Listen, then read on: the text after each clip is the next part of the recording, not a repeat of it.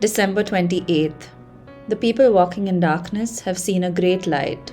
On those living in the land of deep darkness, a light has dawned. Isaiah 9:2. There is a popular phrase that has arisen at Christmas in response to the commercialization and secularization of the season. Jesus is the reason for the season. However, it is only partly true. In reality, we, you and I, every person who ever lived and who will ever live, are the reason for Jesus being born. To be very precise, our sin. We have sanitized the Christmas story, airbrushing sin out of it, but the good news of great joy for all people makes no sense without the context of our desperate state. Isaiah 9:1-2 describes the desperate state of the people with 3 words. First, distress.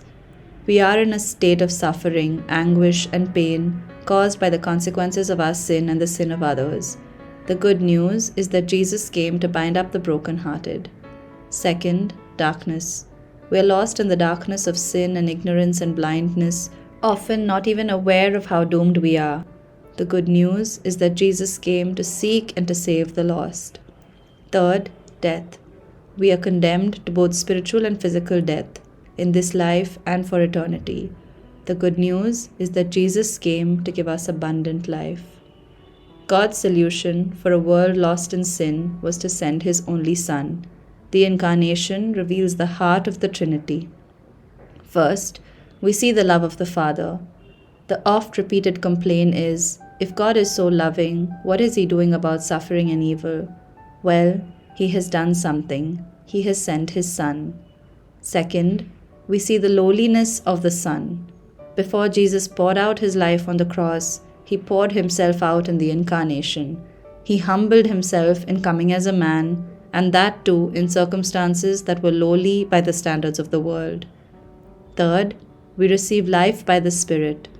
Jesus came to give life to those destined for death, not just any life, but life to the full. And that life fills us and flows through us by the Holy Spirit. Christmas has become a grand holiday based on a sweet story, but behind that story is something awful as well as something awesome. Christmas is an acknowledgement of our state of sin and its awful consequences, and Christmas is a celebration of God's extravagant response in unconditional, sacrificial, and life-giving love. Today's decree. The light of Jesus shines in the distress, darkness, and death of our desperate circumstances and leads us to abundant life.